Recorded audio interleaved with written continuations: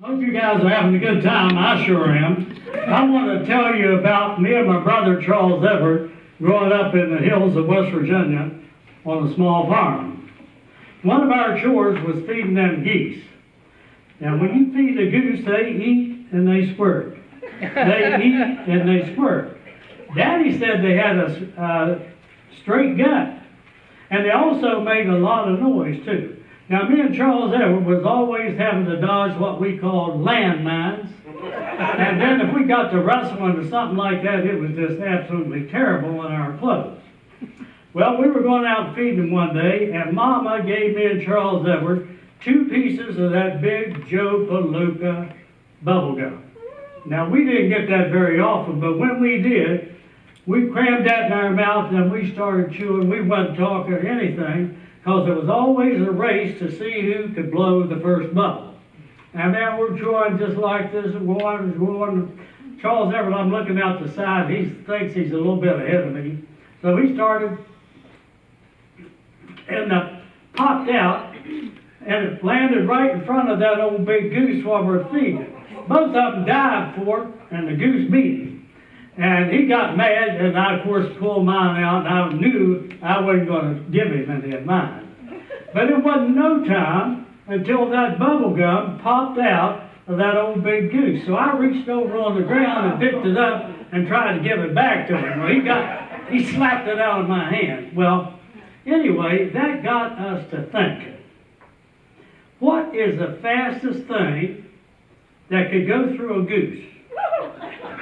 Now, we did a lot of experimenting, but what we found out was that a piece of greasy, fat-backed bacon cooked in a pot of pinto beans was the fastest thing that would go through a goose. So one afternoon, me and Charles Everett snuck the fat back out of the bean pot and took it out to the shed to get one of Granddaddy's fishing poles. And there was a lot there to choose from because Granddaddy had quit fishing with them. He said he had already caught all the dumb ones and it wasn't biting on hooks no more, but he was still catching a good many. Anyway, we got the pole there with one of them wheelers that had a lot of line on it. And I took that line and I wrapped it around that fat back about 4 times and I pulled it just as tight as I could get it. Charles Everett was holding the fishing pole. So we went out to feed them geese and started feeding.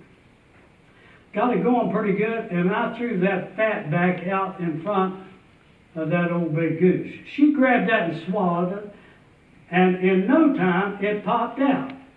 Well, when it popped out, that old saying popped into my mind. And if you know it, chime in. What is good for the goose is good for the gander.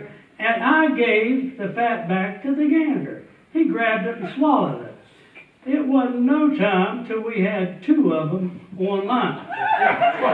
Actually, we invented the term online, but Al Gore got all the credit for it. Anyway, we were feeding a few more, and I'm calling flying Charles Everett, and all of a sudden I heard this loud noise behind me.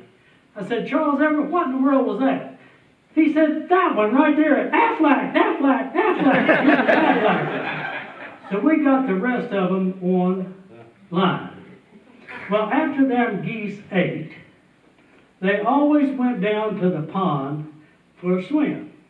So Charles Everett there with that fishing pole going down through there, and he was prancing along and looking back and seeing them fish, and finally he yelled out and he said, I'm the Pied Piper. And he started toot, toot, toot, toot, going down through there.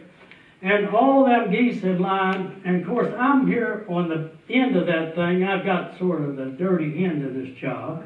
And I'm yelling at him, Charles Everett, let me be the Pied Piper. You're having too much fun. He said, no, I thought of it, and I am the Pied Piper. So he went down through there, toot, toot, prancing along. I'm here on the dirty end of this thing going along, and I'm mad about it. Anyway, at that point, we invented the GPS, the goose positioning system. But we did not get any credit for that either. We got down to the edge of the water, Charles ever reached up and cut that line. I held on the fat back, and them geese just peeled off like this. One went right out into the pond. But when the last one went out there, I looked out on the pond and I saw Granddaddy back there in his John boat, sprinkling West Virginia coleslaw around that boat. Y'all know what West Virginia coleslaw is? No. It's chewing tobacco. So what them fish were doing, they were coming up and grabbing that chewing tobacco. When they came back up to spit, he was knocking them in the head with his paddle. And that's how he was catching a good many fish. Well, we got back to the house and we did our chores that evening. We sat down at the supper table and Granddaddy said grace, and we looked over and we saw Daddy stirring around in the bean pot.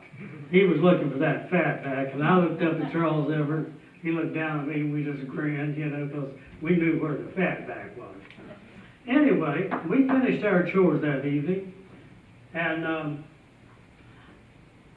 we got to bed. Now, me and Charles Everett slept in the same bed. We had a double bed. And we were laying there side by side, and I'm thinking, we're laughing and telling about what fun we had and everything. But I'm still mad about him not letting me be the Pied Piper. Now, you know, we had them beans that night, and anyway, I just decided I pulled those covers up around my neck real tight, just like this. And I said, Charles Everett, I'm going to spit straight up. He grabbed those covers and put them all up over his head, and when he did, I tooted.